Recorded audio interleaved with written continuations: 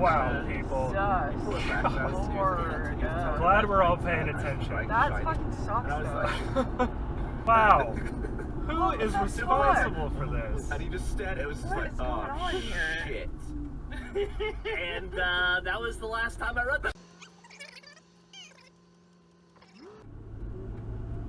It also kind of meant, wow, people just Oh look at God. the cluster behind us. What a nightmare. Just go around it. Yeah. He got too close to it and then he had to Yeah, like... Mike Jackson was friends. They played those songs together. Mike Jackson was getting advice. They was talking about careers and stuff. Paul McCartney said, gave Michael Jackson. Jesus! Holy crap. What Taylor Swift was. We said you should know all your rules.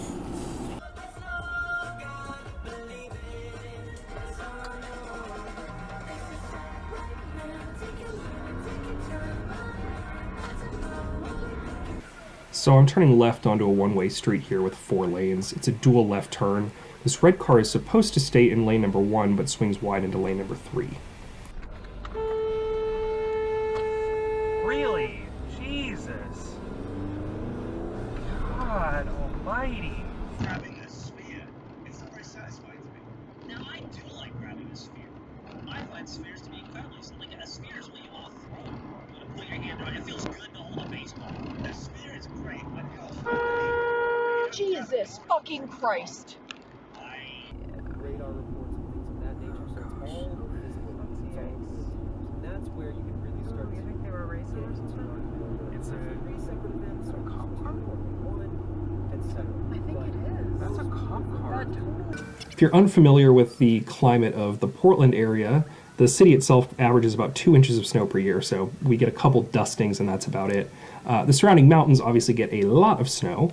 For some reason, on April 11th, it decided to drop about 4 inches of snow where I live in Vancouver, Washington, which turned into an absolute slushy mess, and a whole bunch of trees fell, and it was just generally very strange to have such a late snow, especially one that accumulated on the ground.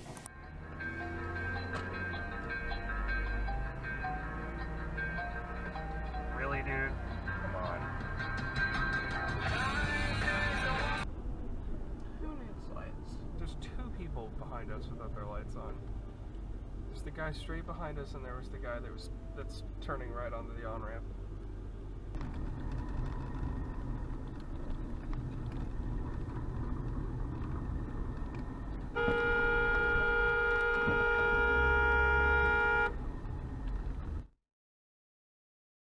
So as some of you know, I recently moved from Oregon to Washington, and whenever you move states, you should check what local traffic laws have changed.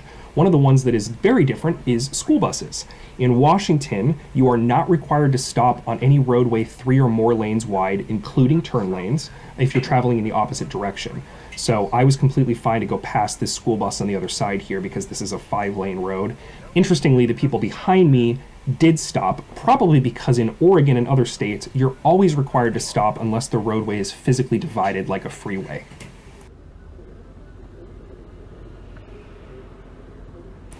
This minivan driver is distracted and the motorcyclist next to him has to tell him the light is green.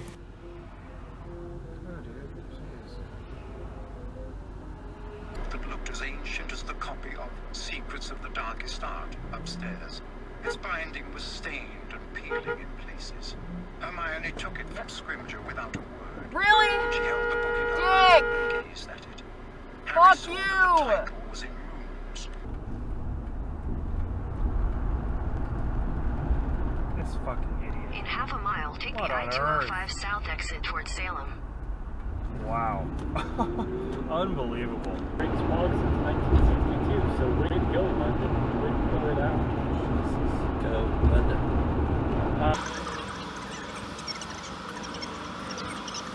Belongs with the goblins. The sword is the price of my hire. Take it or leave it. Cripple glared at them. Harry glanced at the other 2, then said, This intersection has needed to be fixed for years. It probably needs a traffic light. There's a truck stop right around the corner and a ton of traffic that comes off the highway here, and it just leads to horrible accidents like this all the time. And even on a good day, it's like 2 in the afternoon here, there's a ton of traffic trying to get off the highway.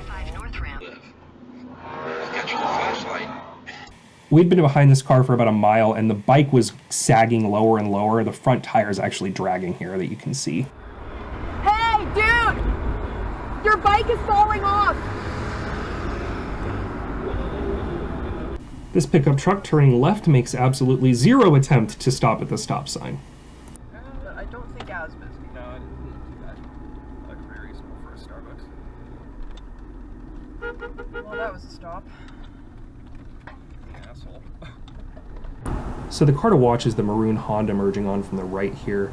I guess they thought I didn't give them enough space, but it was a bit of a tight merge, and they also didn't signal very early.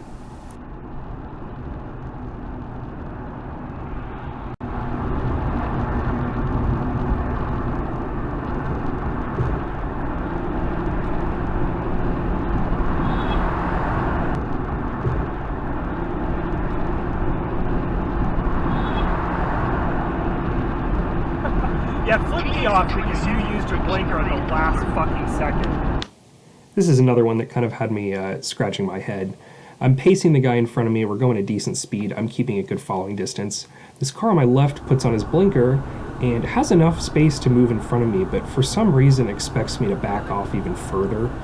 And we're both going to take the exit up here. Instead of just getting over into the far right lane and doing a quick maneuver to get out of my way, he gets into the middle here and actually slows down.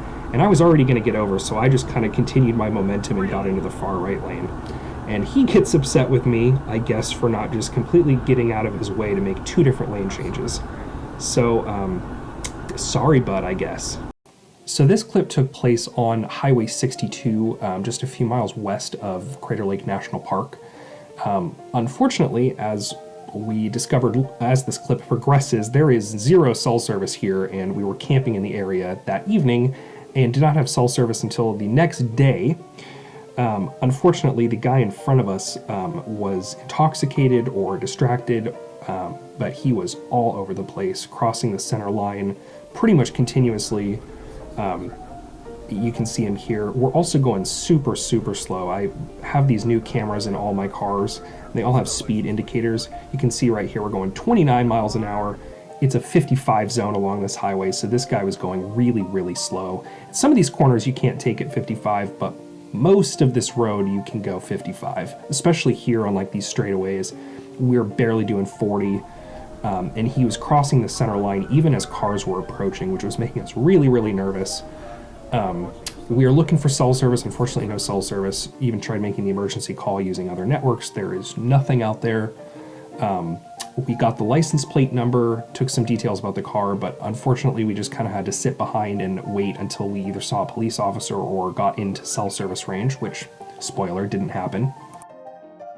Also, to be totally honest, we forgot this even happened. I didn't have my computer with me, so I wasn't looking at the clips or anything, and then the next day we had other stuff going on, so it's been a couple months.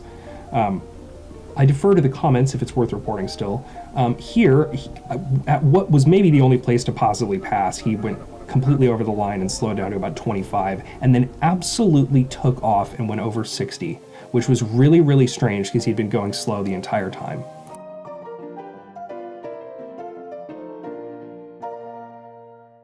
Here, it looked like he was trying to find a place to pull over. In his defense, it was hard to see the side streets because the road was sunny and everything else was totally covered in shade. I also think he was getting nervous and knew we were following him, which is why he sped up, because at one point we got kind of close to read out the license plate number, and he seemed like that was when he kind of took off, which was maybe bad on my part, but it seemed like he was driving better when he was going faster, so who knows?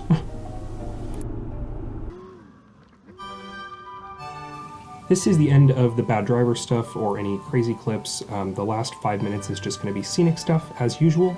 Been doing a lot of camping and road trips lately, lots of off-roading and some really cool parks and stuff that we've gotten to explore, so a little quick montage of some of those cooler areas.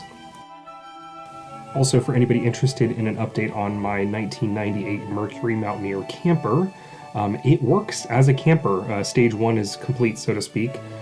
There's a mattress in there, and I've invested in some tools and equipment that basically keep us alive when we're in the wilderness. An extra battery, for example. Unfortunately, some of the more broader and extravagant plans I've had, which include like a trifold bed, swivel seats, a solar shower, that kind of stuff, has not happened, mostly because of cost. Although I've invested very little in the camping stuff, the maintenance of the vehicle has totaled almost $8,000 in the last 3 years. So although I bought the vehicle for virtually nothing, it has required quite a bit to keep it running. And I take partial responsibility. I mean, I drove this thing in high school and I changed the oil and stuff, but I mean, I didn't do hardly any of the maintenance that's, you know, listed on the Ford manual that you're supposed to do at a certain point. And so it's had everything from tires, brakes, suspension components, spark plugs, fuel injectors, fuel filters, you know, almost everything replaced recently, just because it was sitting for a long time and a lot of deferred maintenance. So it is running really well now. I mean, it's a reliable vehicle. Even when it's a little bit broken, it still manages to keep going, which is kind of the benefit to a 24-year-old American SUV, is they kind of run when they're broken. So it's been a good thing, good fun project, just really expensive, unfortunately. Also, on the subject of car repairs, thank you to everybody who commented in a previous video about diesel runaway, when I posted that clip of my Volkswagen TDI accelerating itself in 4th gear without my throttle input, which was terrifying. I did have the car looked at. It had a bad thermostat and a bad intake manifold. I guess some of the valves inside of the intake manifold were seized up. So the mechanic, his sort of theory is that one of the valves may have been blocked and then it kind of opened suddenly as I was driving. There may have been some carbon buildup on the other side of the valve, and when it opened, it suddenly, you know, let some kind of clump through and that combusted suddenly. That's just sort of the theory, and what I saw online sort of made sense looking at that. It didn't seem like a super common problem with that particular engine, but, you know, whatever, I guess shit happens.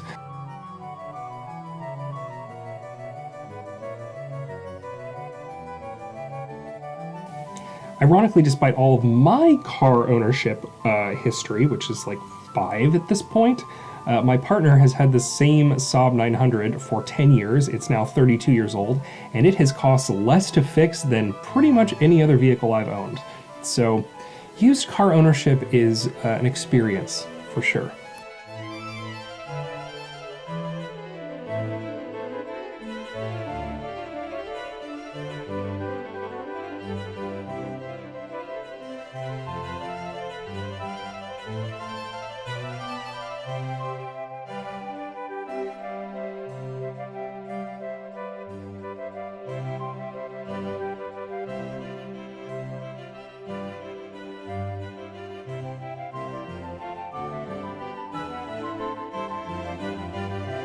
Also, pro tip, this was Mount Hood on April 16th, so if you still want to go skiing or sledding, it is still well within season.